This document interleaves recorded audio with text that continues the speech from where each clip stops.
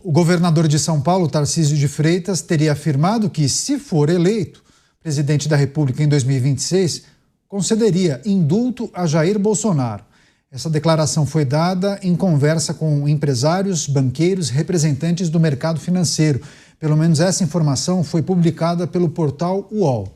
O mandatário afirmou que deve disputar a reeleição ao governo do estado, mas que na eventualidade de se candidatar ao Planalto e vencer a disputa, tanto ele quanto qualquer outro candidato da oposição dariam o perdão ao ex-presidente, alegando ser um preço barato a pagar pela pacificação do Brasil.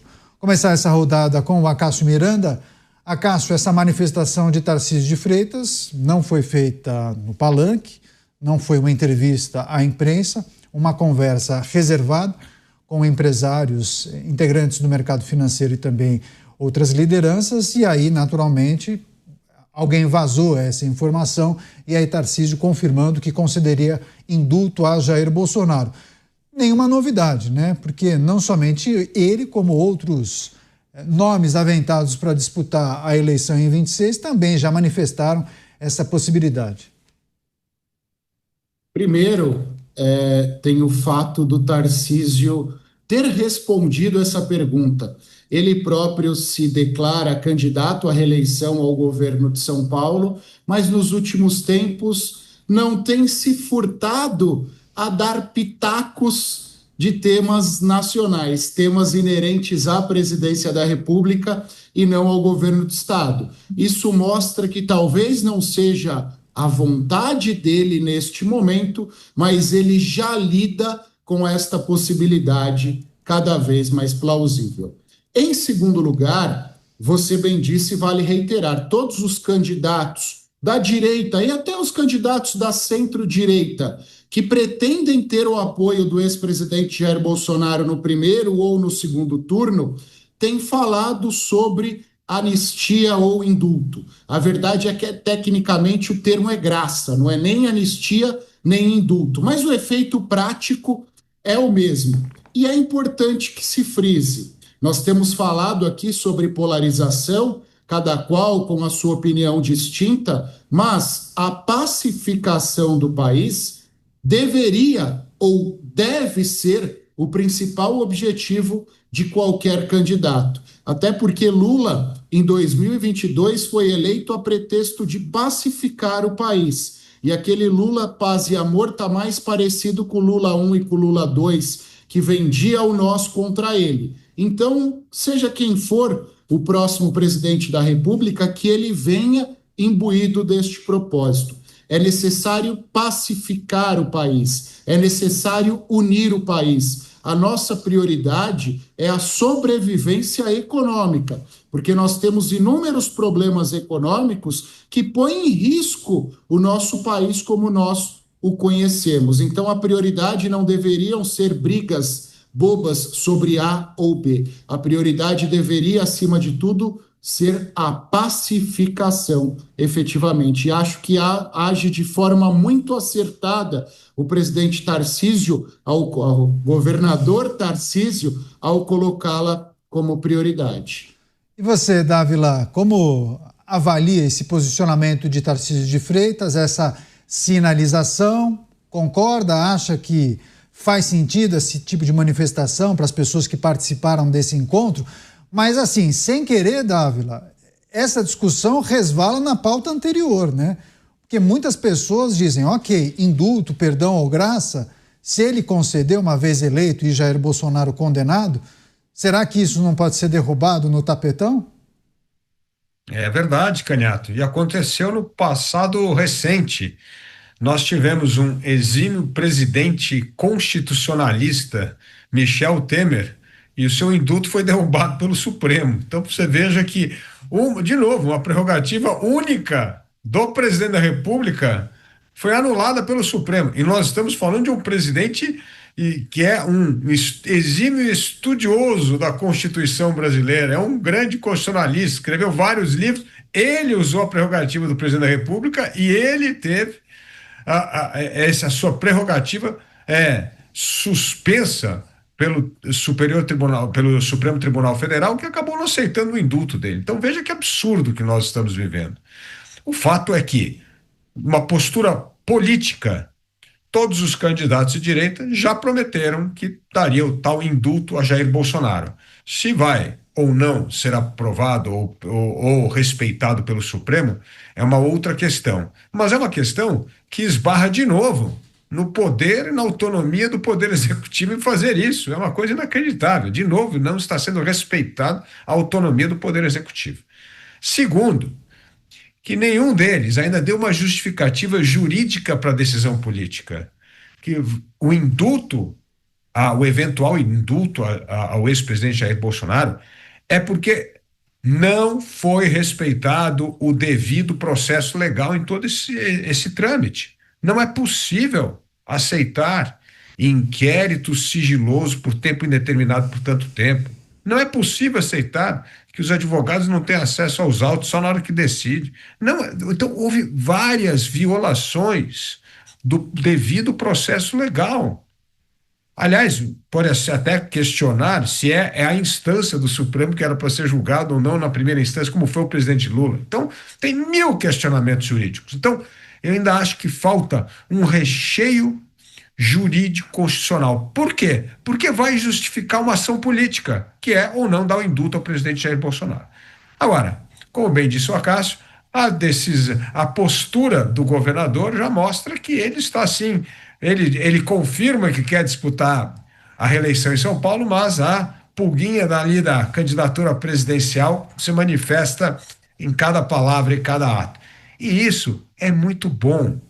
Quanto mais, neste momento, nós temos candidatos competitivos na direita, mais a esquerda vai ficar desnorteada, porque ela não sabe quem é que vai ser o real candidato. Então, isso é importante. Nesse momento, é muito importante. Lá na frente, é preciso união em torno dos nomes mais fortes. Mas hoje, ter vários candidatos competitivos é uma bênção para a direita e deixa a oposição completamente desnorteada.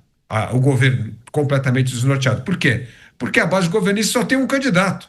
É a reeleição do presidente Lula. Se Lula não disputar a eleição e colocar qualquer outro nome, vão tomar uma sova histórica. O que eles podem evitar uma derrota histórica é o presidente Lula, que ainda tem alguma popularidade, manter essa esquerda viva. Mas do jeito que ele está acirrando essa disputa do nós e eles, vai certamente aumentar muito a taxa de rejeição. E taxa alta de rejeição em eleição de 2 turnos é mortal. É isso, nós estamos repercutindo uma notícia que foi publicada inicialmente pelo portal UOL, uma fala de Tarcísio de Freitas em uma reunião com empresários, banqueiros e também representantes do mercado financeiro, ele confirmando, o governador de São Paulo, indulto a Jair Bolsonaro, se o ex-presidente for condenado e se ele for eleito presidente da República. Você, Mota, a avaliação de Tarcísio é que esse perdão, essa graça, esse indulto seria concedido por ele ou por qualquer outro candidato da direita que seja eleito presidente da República. Não me parece que tenha muita dúvida em relação ao posicionamento dessas figuras que possivelmente disputem a presidência da República, né, Mota? O presidente da República pode dar o perdão presidencial, perdão, indulto, graça, é uma prerrogativa do cargo, está na Constituição. E eu sei o que o nosso espectador, o nosso ouvinte está pensando agora. Estar na Constituição, hoje em dia, não significa lá muita coisa. Mas o governador Tarcísio, apesar do pouco tempo na política, já demonstrou ser um estadista muito experiente. Ele jamais daria uma declaração dessas à toa. Pois é, e aí tem esse aspecto que o Dávila destacou, Acácio, sobre os vários nomes que vêm sendo aventados pela direita, mas pelo menos esse cardápio de opções que a direita brasileira teria quando a gente olha para as próximas eleições. E aí há algumas dúvidas, inclusive das próprias lideranças partidárias, se abraçam um projeto, no caso, Jair Bolsonaro consegue reverter a inelegibilidade. Possivelmente, haverá uma convergência de apoios em torno do nome de Jair Bolsonaro. Mas se Jair Bolsonaro continuar inelegível e Tarcísio optar em disputar o governo do Estado, teríamos outros nomes. Romeu Zema, Ratinho Júnior, Ronaldo Caiado, talvez surja um outsider, sei lá. Mas aí, possivelmente, talvez cada partido opte em lançar o seu nome. Aí teríamos um cardápio mais variado, olhando para candidatos de direita e de centro-direita.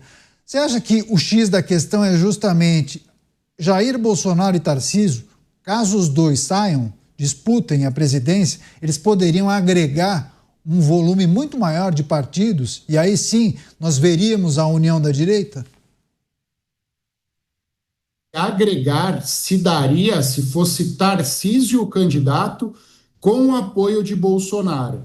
Porque nós temos especialmente os partidos do Centrão, União Brasil, PP, Podemos, MDB, que são partidos que não querem estar com o governo atual, mas também não querem a pecha de radical trazida pelo ex-presidente Jair Bolsonaro. Então, óbvio que nenhum líder partidário virá a público e dirá isso, mas por parte deles já há uma expectativa que o governador Tarcísio seja o representante da direita, o que faria com que ele agregasse os demais partidos e os demais candidatos. Neste caso, Romeu Zema brigaria para ser vice ou senador em Minas Gerais, Ratinho Júnior talvez agisse da mesma forma, Ronaldo Caiado também.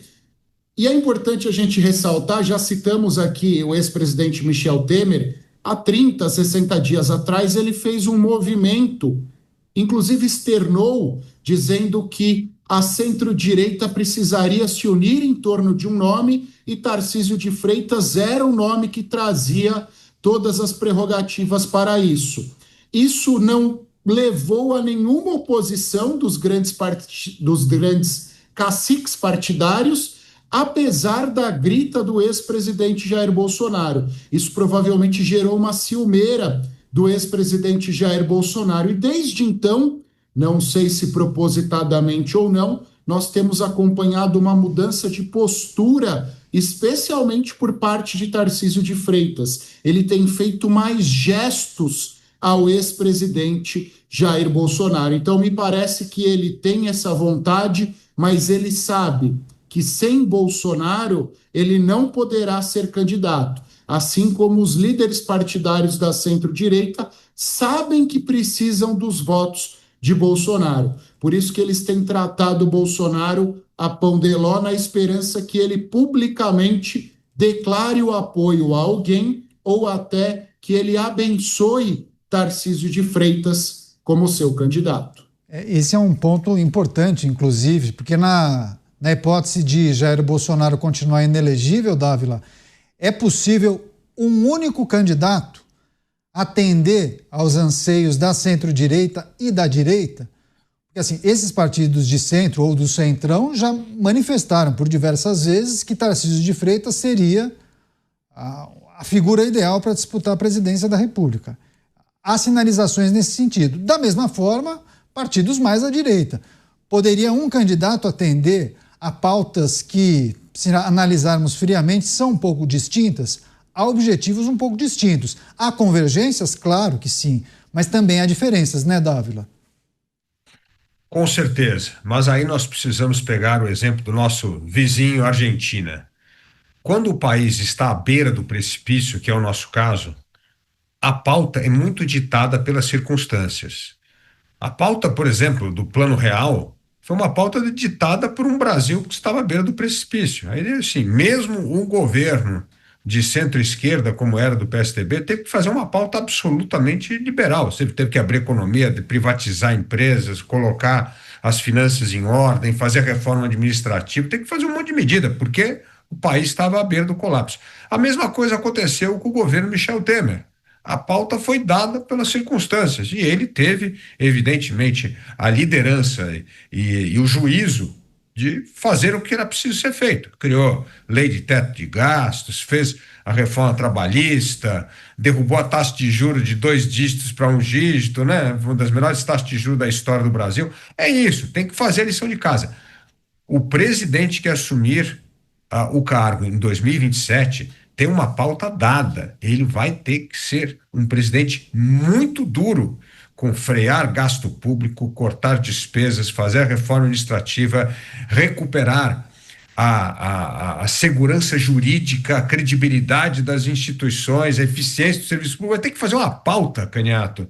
E essa é uma pauta incomum da direita. Lógico, vai ter coisas de costumes, vai ali para ter. Não é que precisa ter unanimidade em relação a tudo. Mas não dá para você chegar e falar assim: não. A prioridade do Brasil é mudar a capital para o Rio de Janeiro. Não dá para falar um negócio desse. Não dá para entrar com assuntos que não sejam absolutamente prioritários. As circunstâncias emergenciais que o Brasil vive, essa situação desastrosa da insegurança pública, do crescimento da dívida pública, de um país estagnado, da insegurança jurídica, nós vamos ter que resolver. Então, eu entendo que a pauta já está muito dada pelas circunstâncias. E aí, isso é para pacificar o país, fazer o país voltar a crescer. Então, eu entendo que essa pauta já está acordada, ou seja, já está meio acordada, tem a ver com a intensidade. Por exemplo, você pode ter um presidente que fala assim: não, eu sei que tem que cortar a despesa pública, mas eu não consigo fazer o que o Milei fez, que é cortar 4% do PIB em um ano. Isso aí vai acabar com a minha base parlamentar, então nós vamos ter que cortar 1,5%. Tudo bem, tem toda uma negociação, mas a pauta já está dada. E o fato é que o Brasil não pode fugir dessa pauta, porque se fugir, nós vamos sim cair no precipício. Não tem outro jeito. O Brasil, várias vezes, o Mota gosta sempre de citar o exemplo da história do Brasil, a gente flertava com o precipício e escapava, né?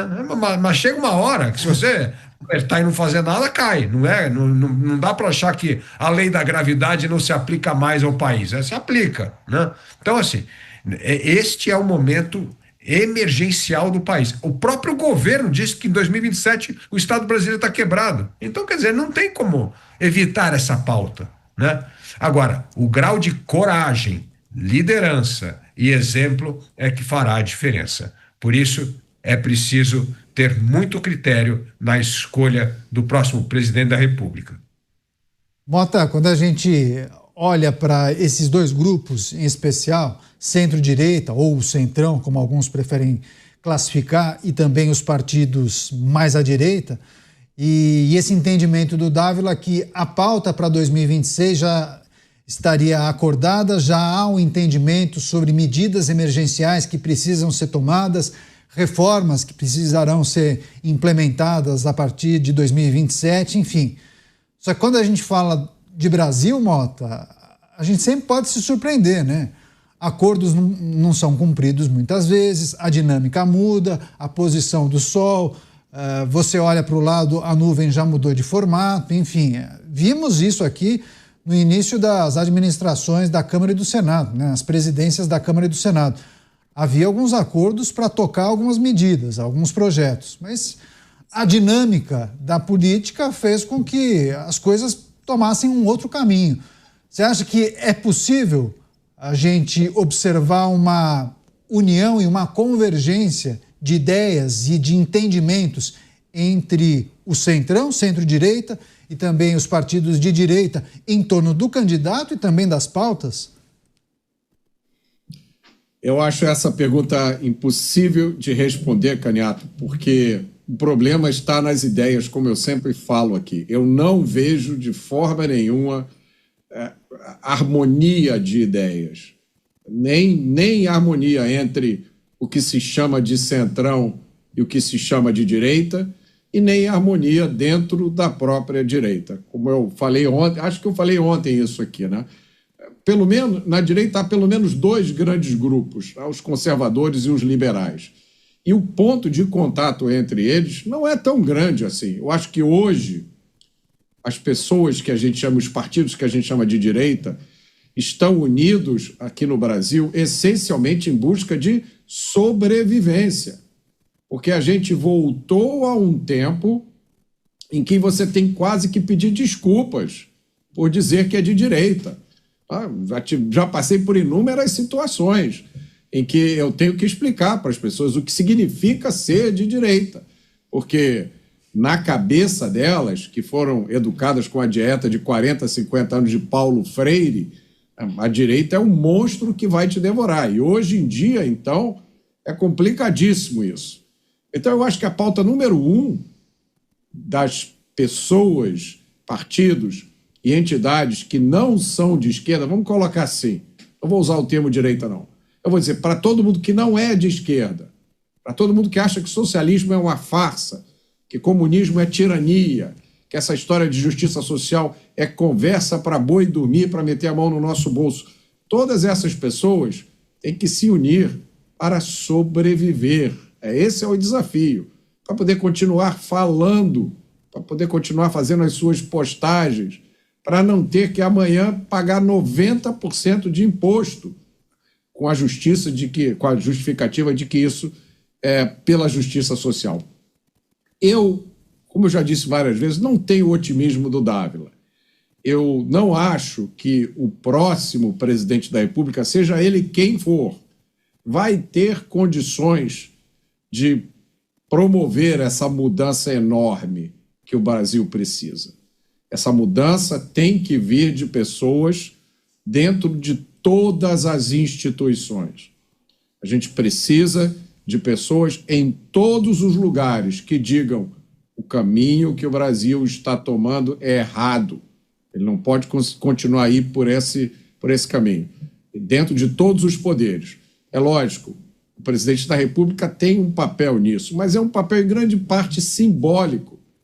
A gente precisa ouvir de novo um presidente da República dizer: o Estado tem que ser menor, as pessoas têm que tomar as suas próprias decisões e assumir liberdade, assumir a responsabilidade por elas. O número de empresas estatais tem que ser muito menor ou então zero. A gente precisa ouvir o presidente da República defendendo a liberdade de expressão, defendendo o direito à autodefesa armada, que é uma coisa que a gente nunca tinha ouvido no Brasil. Mas isso é um papel, em grande parte, simbólico. Eu acho que o músculo mesmo tem que vir do Congresso Nacional, que tem que correr riscos. Os congressistas têm que parar de pensar em emendas o tempo inteiro e pensar em representar as pessoas que os colocaram lá. Mas isso também tem que vir, essa mudança de mentalidade, tem que vir dos tribunais, da Controladoria Geral, da advocacia, dos tribunais de contas. Essas pessoas, essas entidades, têm que se dar conta de que o caminho por onde o Brasil está indo é insustentável. Como o Dávila, mais uma vez, disse muito bem, eu olho para a história do Brasil e eu vejo vários episódios em que o Brasil chega na beira do abismo e volta. Chega na beira do abismo e volta. Um dia o Brasil vai chegar na beira do abismo, alguém vai dar aquele empurrãozinho que está faltando. E não digam que isso não pode acontecer aqui, porque o Brasil é grande, porque o Brasil é um país continental. Aconteceu em muitos países maiores do que o Brasil. E aí a perda é imensa. As únicas pessoas que ganham são meia dúzia que fica por cima da confusão toda.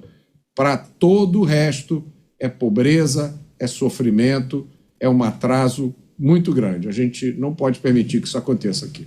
Daqui a pouco a gente vai trazer uma notícia impressionante sobre uma ideia de criar um imposto, aumentar um imposto para uma finalidade específica. Daqui a pouco, viu? Dávila, só para a gente fechar, eu vi que você observou com atenção o comentário do Mota. Queria que você fizesse uma breve análise só para a gente fechar, porque por diversas vezes, quando nós falávamos de eleições presidenciais em 2026, se dizia, poxa, mas tem muito tempo até lá, muitas coisas podem acontecer. Isso faz alguns meses, né? Agora, o processo está se afunilando, né? As coisas começam a ficar um pouco mais nítidas. Já estamos aí no segundo semestre e já algumas manifestações que conseguem ser interpretadas de alguma maneira olhando o cenário eleitoral de 2026. O que é possível dizer? Quais são os atores que se destacam? Posicionamento dos políticos? Já dá para fazer algum tipo de prognóstico do desenho das eleições de 2026? Ou isso necessariamente passa pela decisão da Justiça em relação a Jair Bolsonaro? Eu quero justificar um pouco o meu otimismo em relação a isso. Claro, Vou dar por favor. resposta. É o seguinte, conversando hoje com pessoas, tanto nos partidos políticos, nos poderes, há uma consciência de que o Brasil está à beira do precipício e que precisa ser feito algo urgente. E toda vez que teve uma consciência coletiva maior, nós conseguimos nos unir em torno de um projeto de país. Foi assim no Plano Real. O Mota lembra muito bem, juntou ali social-democrata, a direita, centrão e aprovou. O governo Temer, mesma coisa. Foi o presidente mais impopular desde a redemocratização, conseguiu reunir o Congresso, fazer ajuste fiscal, teto de gasto, aprovar reformas importantes, porque teve um senso de urgência naquele fim desastroso do governo Dilma Rousseff, que o Brasil ia cair no precipício. E derrubamos a taxa de juros para a taxa mais baixa da história do Brasil até então. O juro real estava 2,6%, 3%, chegou a um negócio espetacular. Então, veja o que é liderança em torno de um projeto, de um senso de urgência. Quando nós temos manifestações de André Mendonça, quando nós temos a OAB de São Paulo fazendo agora um estudo importante para voltar a recuperar esse papel constitucional da Suprema Corte, quando nós temos uma das melhores safras de governadores que tem um diagnóstico perfeito do que precisa ser feito no Brasil para melhorar, você começa a sentir que existe uma certa unanimidade em torno do que é preciso ser feito para evitar que o Brasil caia no precipício, como bem disse o Mota. Então, essa é a função que eu entendo de um discurso hoje que une a direita. Pode ter mil diferenças em algumas coisas, mas no essencial nós sabemos o que tem que fazer. Agora, o ponto é qual é o candidato competitivo para isso. E é isso que nós vamos estar testando ao longo deste ano, Canhato. Ver se algum candidato desponta mais à frente do que o outro, ou se vai ficar todo mundo embolado, porque se embolar todo mundo, nós vamos ter que ter 2, 3 candidatos. Não adianta apostar todas as fichas num único candidato se está todo mundo ali meio com na margem de erro, 3, 4 pontos de diferença, né? Aí é muito pouco. Agora, se um candidato abrir 10 pontos na frente do outro, isso ajuda a unir a direita em torno de um nome. Então, isso vai ser um pouco desse testar nomes daqui até o final do ano. Mas o importante é não ter divergência na relação da urgência da pauta que o Brasil precisa. E eu sinto que esse momento nós estamos batendo com a água já na altura da boca e existe esse senso de urgência no Congresso, no Legislativo e nessa ótima safra de governadores. Por isso, aí o meu otimismo, viu, Mota? É um pouco desse termômetro de que as pessoas sabem que a gente já está chegando perto do precipício.